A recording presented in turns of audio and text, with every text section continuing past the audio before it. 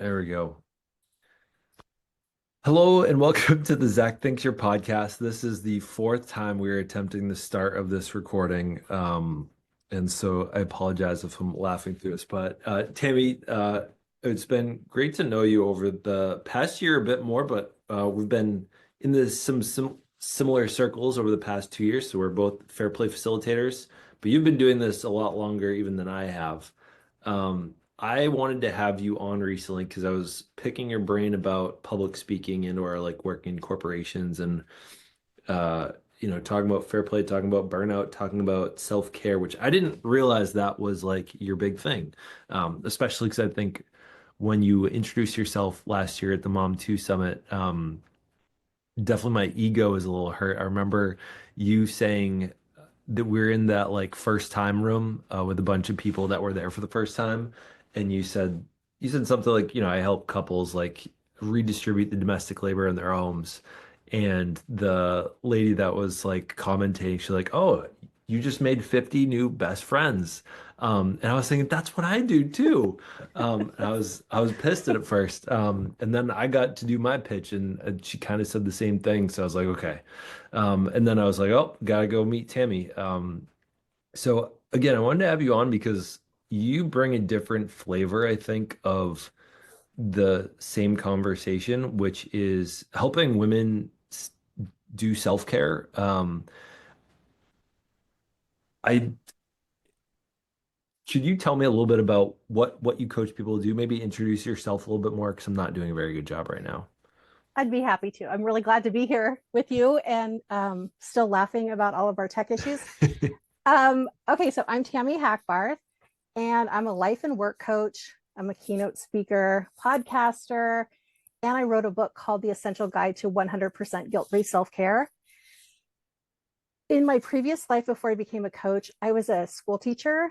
And before I was a school teacher, I worked in politics. So I have this weird lifelong deep knowledge of like explaining things to people and teaching people, but also seeing the bigger ramifications and how pieces of life fit together. Because a lot of times people get stuck in the story that, God, if I could just get my own life together, I could make these changes. And, as somebody that started their career in politics, I can say that a lot of what we think of as personal problems are actually systemic and policy problems, Hmm. given that we have a lack of childcare, we have a lack of quality um, preschool options or universal TK or healthcare, all these things that would make family lives, the lives that we live inside our homes, easier, are really a policy level question. And this really became apparent when I went from being a full-time school teacher and then becoming the primary parent at home. And it turns out it was exactly the same time that Eve had her second kid.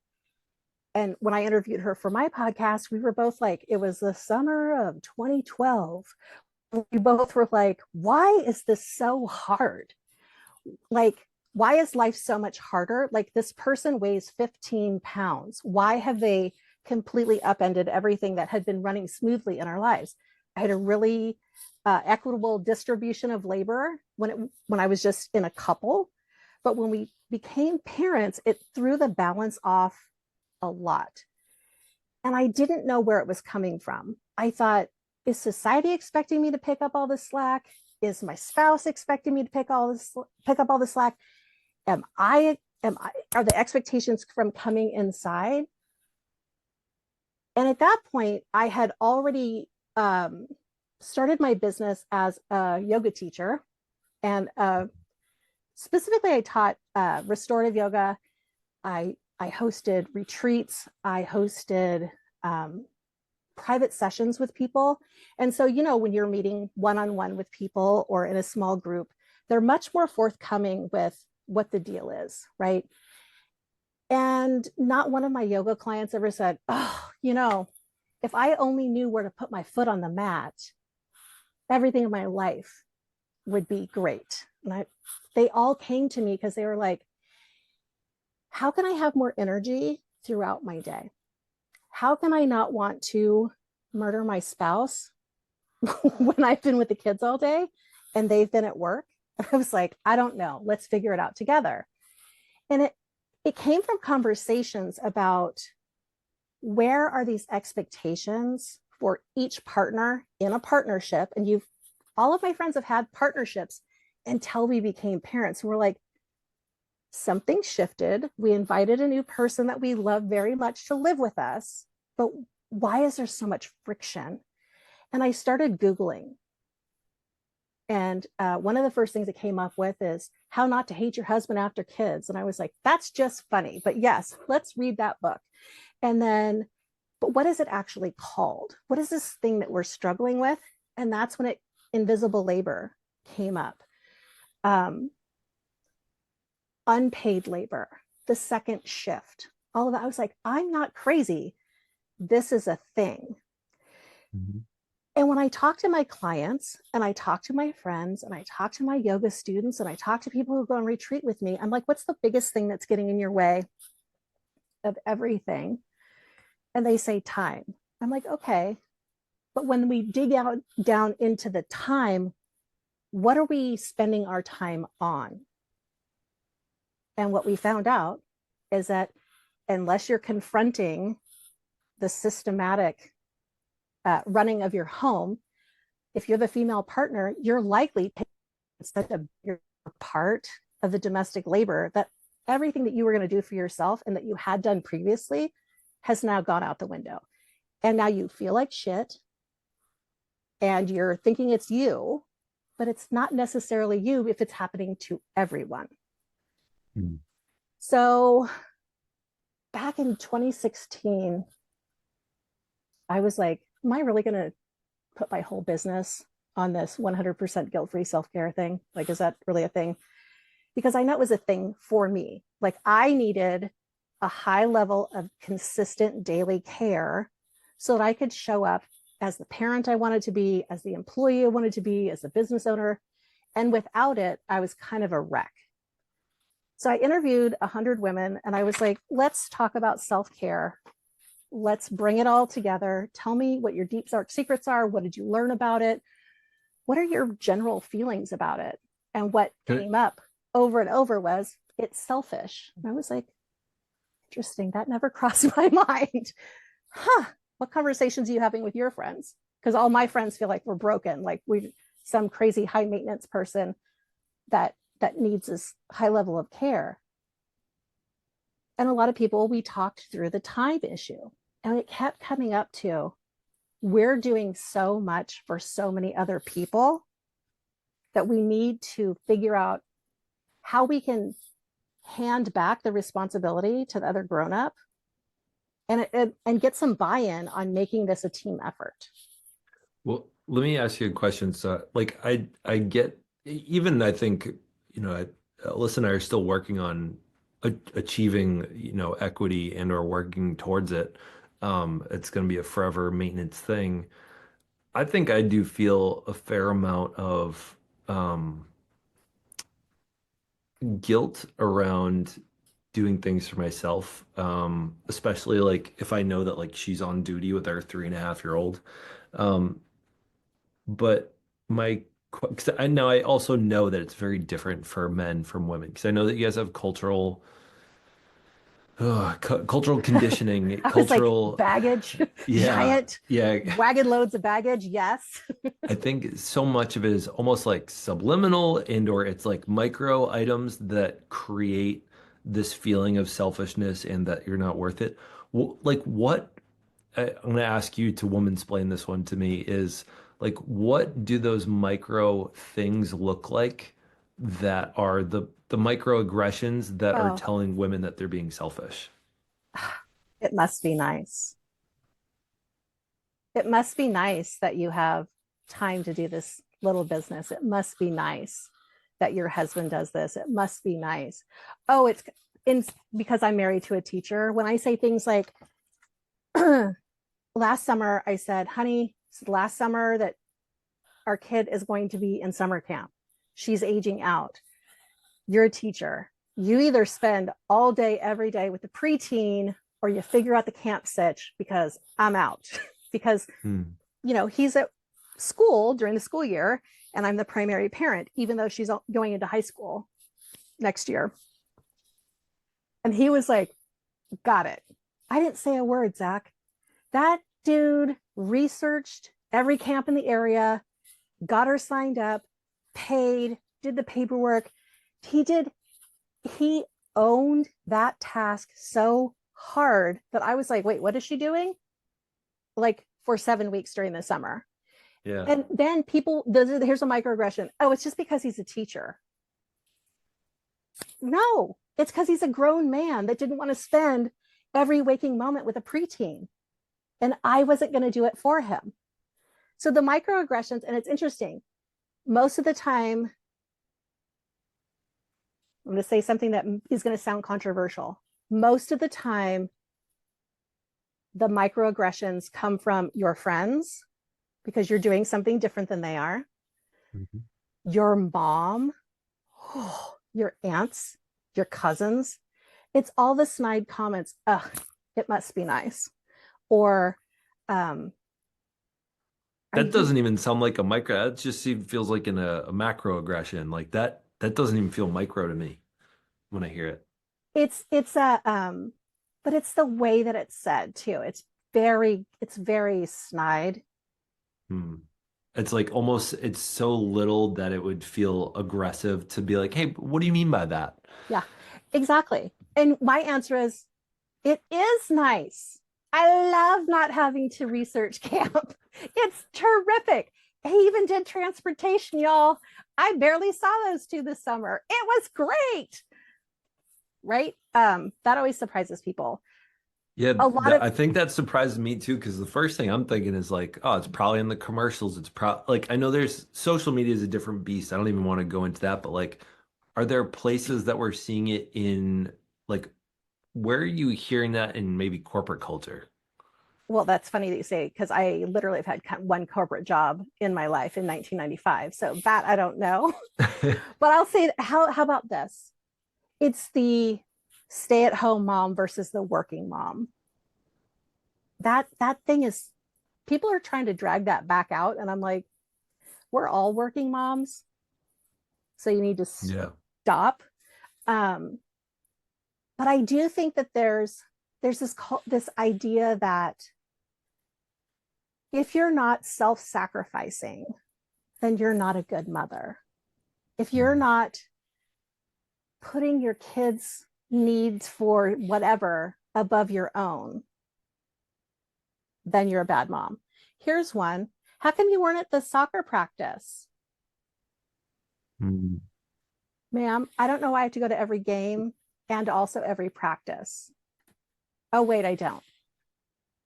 Did you know that some parents go to every single practice and every single game for every Yeah, single kid? trying to remember what my parents said. I think that they often dropped me off, did some errands, and then came back usually. I don't think they stayed there the whole time. I did karate. Yeah. Um, I will just say, not one time did my dad and stepmom come to a swim meet, so much that my stepmom didn't even know I swam. So Hmm. I'll just say I was So, arranging carpools for myself when I was a kid to get to gymnastics practice. oh. But So you're saying a huge part of these microaggressions are showing up in the close circles. They're not even necessarily out there like in the I mean I would say one subliminal one I'm imagining is when we look at domestic cleaning products, typically we're seeing women. I will yes, say it was a really exciting moment the other day, thinking about the Power Pause of Neha Rush. Um, there's that Super Bowl ad the other night. I don't know if you saw it, where the guy was writing out his resume, and like you see B-roll of him with his kid, and he's trying to put into a resume the skills that he gained from his previous job. And that right there is totally what so many women that are going back that is a towards a culture, full-time role. right? That is exactly it. Like there are steps.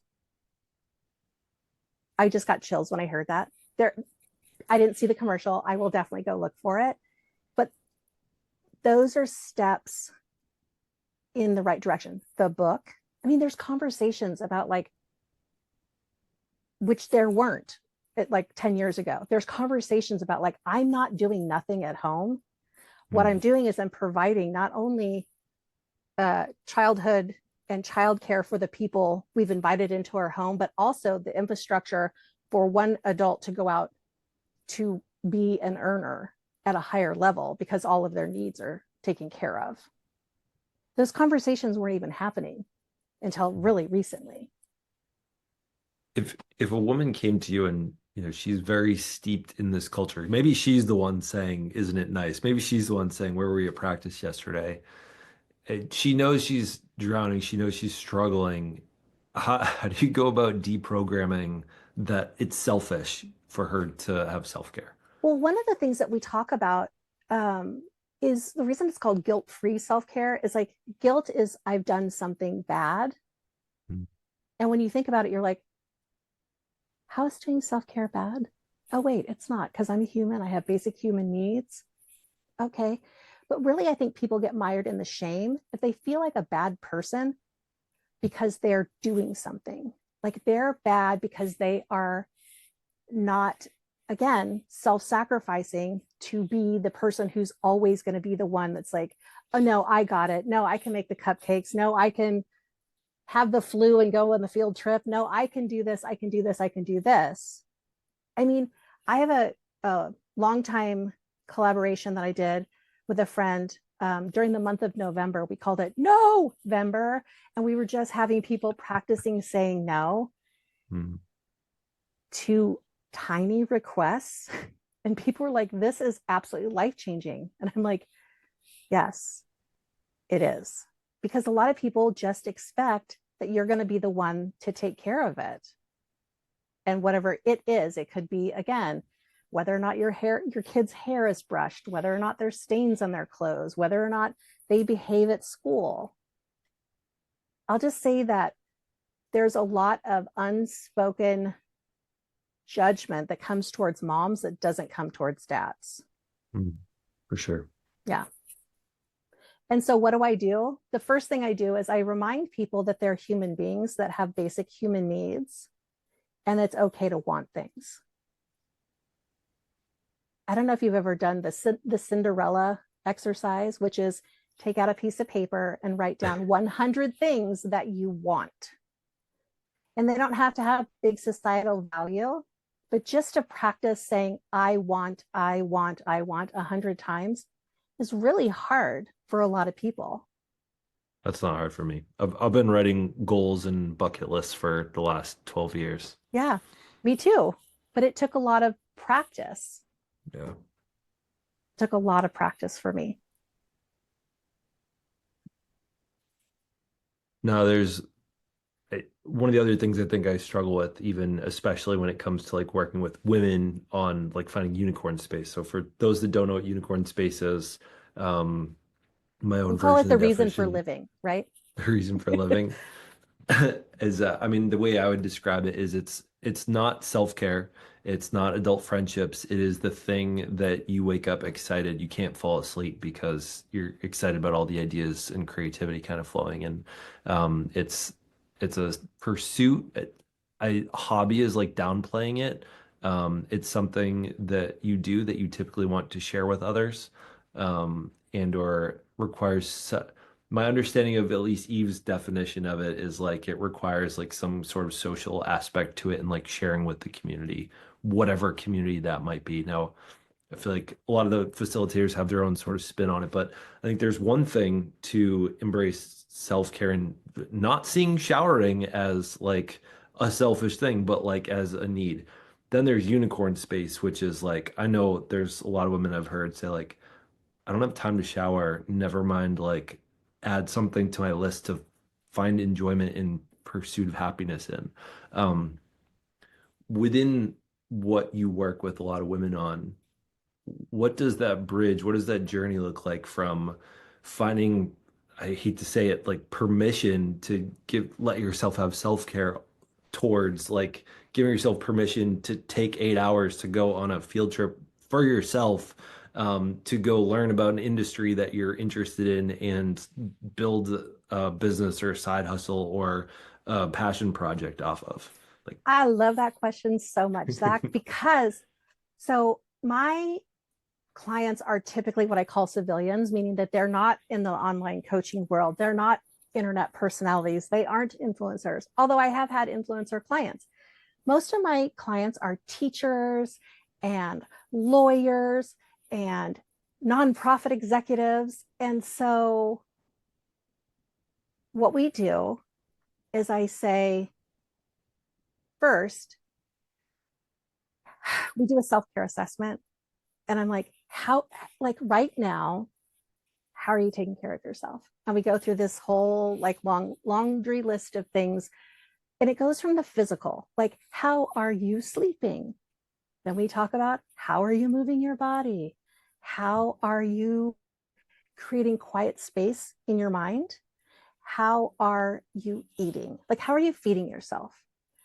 Zach, recently, I had to explain to a mom that people typically eat at least 21 times a week. And she was like, no wonder why I'm so tired. I'm like, ma'am, that doesn't even include snacks.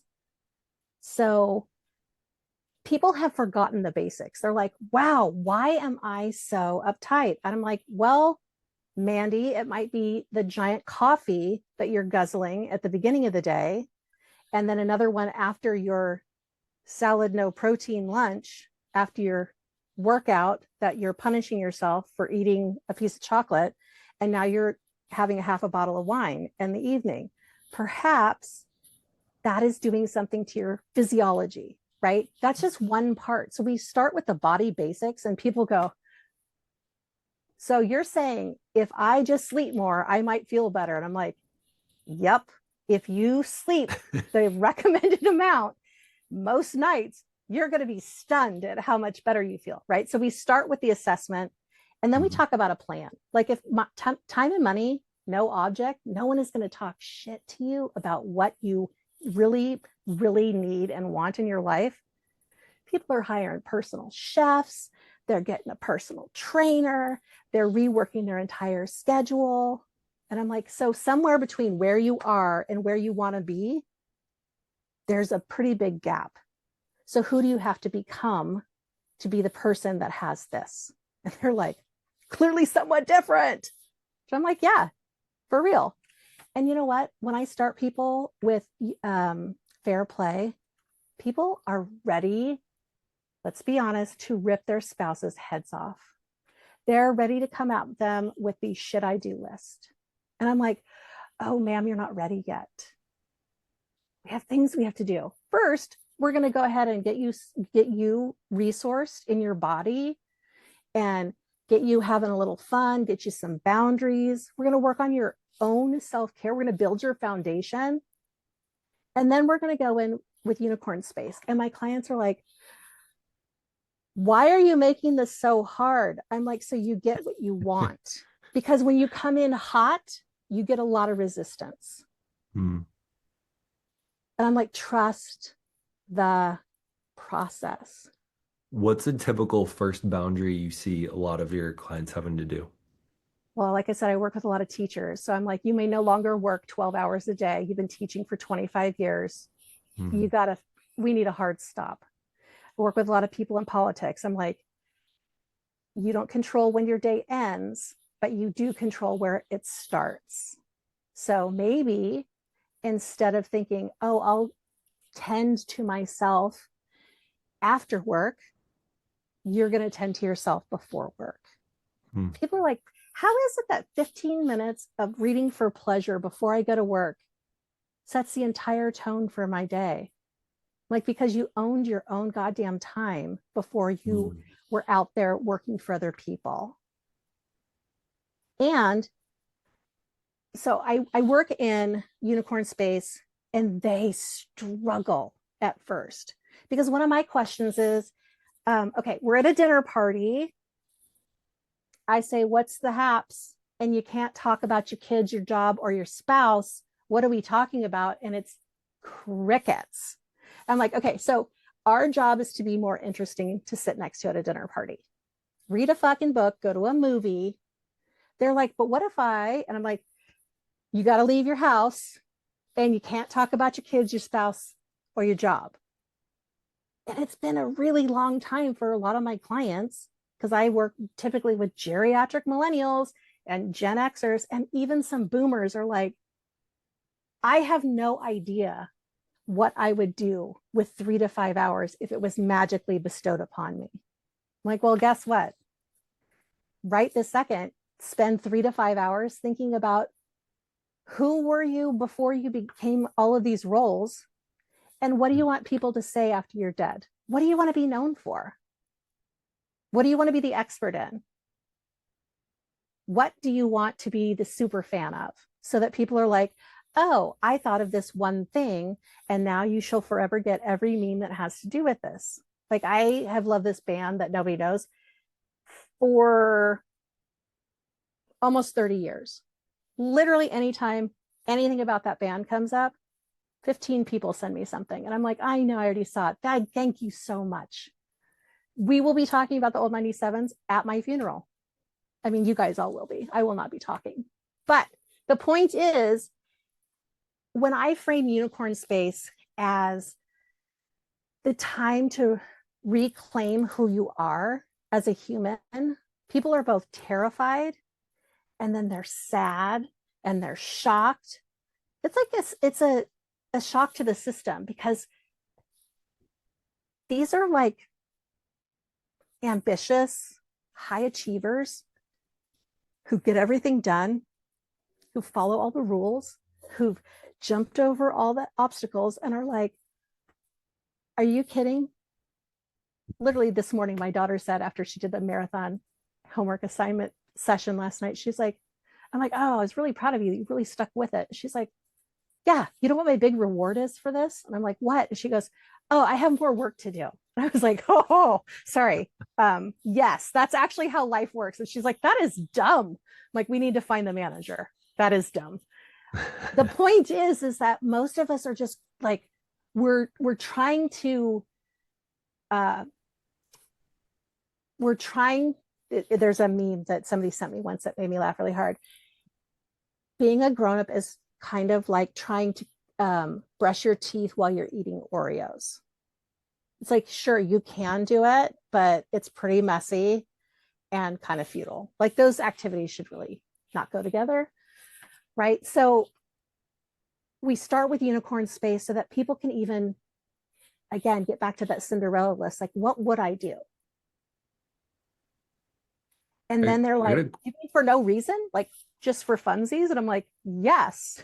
And they're like, huh.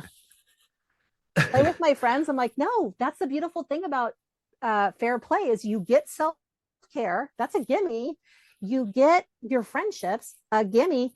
And you also get 3 to 5 hours a week to like dive deep into being a total dork about something with other people who are enthusiastic about the same thing. And they're like, this sounds amazing. I'm like, it does. Partially because you ate a vegetable today. You went on a walk and you fucking slept all night because now you're like, oh, I can appreciate these things because I am at least a little bit regulated because I'm taking care of my human form, right? Question for you. So there was this metaphor that I came up with about 2 years ago, just after my facilitator training. I think you might have been the ones that balked at a little bit in one of the facilitators. I don't know if this is ringing a bell at all. I want you to help me fix it because I know it's missing. I know it's not complete, and I think I'm on the right track here. I when I think about budgeting, like money for the house, right? Not something me and Alyssa are naturals at, not super skilled at it. We've gotten a lot of reps in. 2015 was our best year of like crushing credit card debt and like getting to a good place. But the only time we're really good at budgeting is when we need like a big ticket item or we're really trying to get out of some debt. So budgeting's like the hard part's the structural, it's like the system part. That's hard to do, but it's easier when there's like a when there's like a North Star, when there's something that you're working towards. and for this example, I'm going to say maybe it's you want to upgrade apartments, you want to buy a house, you want to buy a car. I think those are decent examples. And How here's what about I'm we going want to to go say on a is, vacation? Because all of oh, those things beautiful. Yeah, sound yeah. like, ooh, those sound like obligations. I would like to go, I want to go Okay. to Australia. There. All right. Okay. Now I'm with you. Now, I believe that there is a correlation, a parallel of budgeting is like fair play. It's looking at all of the things do you remember it? I think you No, were in that I call when I have to, said I'm going to this. push back right now. Do you want to know Sure. why? Yeah. When most people hear budgeting, they feel it's deprivation, it's bossy energy, Mm, it's punishment, because most it's like dieting and watching what you eat. The thing mm. that helped me when I started thinking about budgeting is I think it's YNAB, where they're like, give every single dollar that you have a Oh, job, oh. give it a job versus I I mean, if you came out with a budgeting thing, I'd be like, is this a good time to tell you I don't use a budget? And then if you came out with me some eating plan, I'd be like, did you know that I'm like, fuck that shit. I'm gonna eat whatever I want, except haha, I'm gonna eat a lot of vegetables because I'm over 50 and you have to actually not eat like a teenager when you're old. It's true. Um, so yeah, I I I think there's very few people that would be like, ah, oh, gotta love a budget. Well, I mean, similar. I mean, even I think Alyssa and I struggle with doing fair play because it's boring work to talk about. All right, how are the dishes done? Hey, this past week, I recognized two of the days I screwed up and didn't get it done in the standard of care that we talked about. Let's talk about like why that didn't work, what, guardrails or what expectations can we have between each other that can help us flow better. And like we identified that usually when I do currently with our 3.5-year-old, the bath isn't too bad. The nighttime routine tends to take sometimes really long. If I'm doing the nighttime routine, so I own dishes in our house. If I'm doing the bedtime routine, it is not expected that I need to finish dishes until the morning because it's a wild card. If she ends up doing that, then it is expected that I finish it before bed. That's not a fun conversation. I feel like That was so well thought out. I was like, that is sexy, what you just said there. You both are like, I think communication and clear communication is so sexy. And you know what? I wish that there was a part of fair play. What mm, I want people to say is, you could have more sex. And people would be like, I'm sorry, what? Yeah, you could have more good sex if you guys figure out your dish situation. You could have more good sex if your wife has a night every week where she goes off and does whatever the fuck she wants with mm, whoever she wants. It'll probably look like going to an improv class and like being a dork. Um, I guarantee fucking to you when people are happy and they are growing and they get to be themselves, you get to have more sex because you're more connected. well, Do not would come you at me agree with a that? budget. Do not come at me with a budget. Not But sexy, Zach. I'm not buying look, it. but I get, but I still feel like that conversation is a not fun conversation to have. That it feels budgety in the way that like it's creating systems, it's creating structures, it's giving expectations around specific jobs. So it's the difference between allocating our time and energy and allocating dollars that come into our bank account. And the attempt I was going to make the metaphor is that, and I know you probably know where this is going by now, is if the budget is with money and fair play is with time, then unicorn space is the vacation. And so that's where I want to fix this metaphor. And I think you might have been the one in that fair play thing was like, no, we're not waiting for the thing. That's what I Like, was just going to say. I was like, I'm not, unicorn space is not vacation. Unicorn so help me, space can you help is me fix the metaphor? yeah, it is a essential line item, non-negotiable. It is a fixed expense in your budget. That's that's how I think of it. If I'm thinking in budgeting terms, do you know what I think is negotiable when the What? dishes get done? Do you know what I think is negotiable? Literally any chore. I do not want to live my life where I am constantly putting everything before fun. Because I'm going to bring us down real quick. We're all going to die sooner than we think. And the last thing I'm doing, I don't want it to be dishes. I don't want it to be arguing with my spouse about dishes. I want to be at the improv class or having great sex. This whole like, and you know what's even crazier? And it's the same exact conversation. Here it is. People push back on, I don't have time to do the fundamentals of self-care. And I'm like, but self-care doesn't take time, it creates time, because we're actually not talking about time. Time is measured on a clock. We're talking about energy. And do you know what creates energy? Fun, sex, connection. It's not arguing about the dishes or even doing the dishes. Also, that 3.5-year-old is going to be old enough. Oh, wait, she should already be helping with dishes. Do you guys have a dishwasher? Yeah. Let her start unloading the dishwasher. Not even kidding. Just move the silverware down. You want a spoon at my house? They are at need level because my kid started unloading the dishwasher when she was in preschool. Yeah, she could absolutely do. She has her own dishes for the most part. She could definitely do her own plates and bowls Right? and forks and spoons. Okay, so if we're looking at unicorn space, self-care, and adult friendship, hard line item in the budget. Okay. Yeah, and that kind of reminds me of one of the things I think when Alyssa are budgeting really well, we have guilt-free spending. So it's like right now, I would say if we're spending over $200, we tend to like talk with each other about it before buying. And I think in our best months and years of guilt-free anything, it's that we have a fund. We've often tried to skimp. We've been in some tough financial moments and we've put it to $20. And what happens is when we put it to $20, we end up spending 200 because we're like, oh, well, screwed the budget this month, so looks like we're just not gonna track it anymore. Right, that's why dieting and budget, same, where people are like, if I can't do it perfectly, fuck it. People Yeah. kind of, especially grown-ups, I don't know about you, but when I was a kid, I thought, wow, being a grown-up looks both awful. Literally every grown-up I looked at when I was a kid, I was like, ooh, not like that. Ooh, not like that. I was like, where are the cool grown-ups doing cool shit with their time and money? Because I want to be like that kind of grown-up.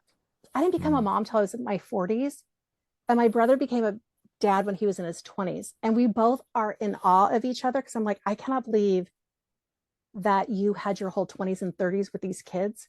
And he's like, I can't believe that you are having a kid at such an old age. He's like, my kids are going off to college, and I'm like, well, I traveled and changed careers and lived with an actual rock star and went on tour and like flew to different cities to see shows, and like I lived this shit out of my 30s or 20s and 30s. And then by the time I was in my 40s, I'm like, whew, girl needs a nap. Oh, good. We have a toddler also needs a nap, right? It's that sort of dessert first mentality. I feel like if I have dessert first, I'm more likely to have less dessert than if I go, I can only have dessert on this time at this day, because it's never as good because you're building up in your head. And no, I want to flip the script. So have you read that book, The Happiness Advantage by Sean Achor? Okay, well, he has a TED Talk. He's very funny. Like, you will laugh if you watch his TED Talk. So the idea is in the book, long story short, is culturally, we have this thing, which is, I will be happy when ... Right? So we do all these things in the ... and we get almost to the goalpost and we're not happy. So we push the goalpost and then we go, And now I'm gonna be happy when I get that goalpost. And the secret is you got to be happy now, and then you will be successful later. Success follows happiness, right? Well, Tammy, I feel like I could probably talk with you about these things for a long time, especially because I like that you push back on my ideas in a, in a pretty constructively combative way, I feel like. You work with people on this all the time. How can people work with you? I am very glad you asked.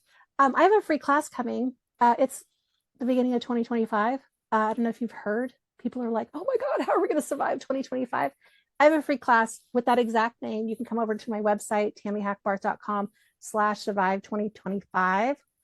And I can teach you some tips on how to get into community with people, have fun, create joy, and actually make a difference in the world, all while taking care of yourself so that you have the time and energy to do that. And if you are interested in working with me long term, I do have a group coaching program called the Care Club, because we take care of every aspect of our lives. And we have a module on the body. It's like a lot of mindset stuff. And I know a lot of people just went, oh no, but really it does matter what you say to yourself. We talk about creating better bodies, better communities, better relationships. And then we talk about bringing your family, not just your spouse, but your whole family into the fair play system. I look at fair play as like the adulting education that I never got growing up. It just looked like grown-ups just did stuff and it did not look fun and I didn't want any part of it. And then it turns out they were doing some very necessary things. Yeah. But without the education, like I'm like, but why do we do laundry that way? Why does it matter? And bringing our kids into it means that we're stopping this cycle with our generation. Whatever generation you're in, you're bringing kids in, and kids become confident with competency, right? So if you want your kid to be more confident, teach them how to do a job around the house. And in the way that I teach fair play, there's a whole part about family meetings and that everyone in the house gets unicorn space. And it's about creating teamwork. So Care Club and Survive 2025,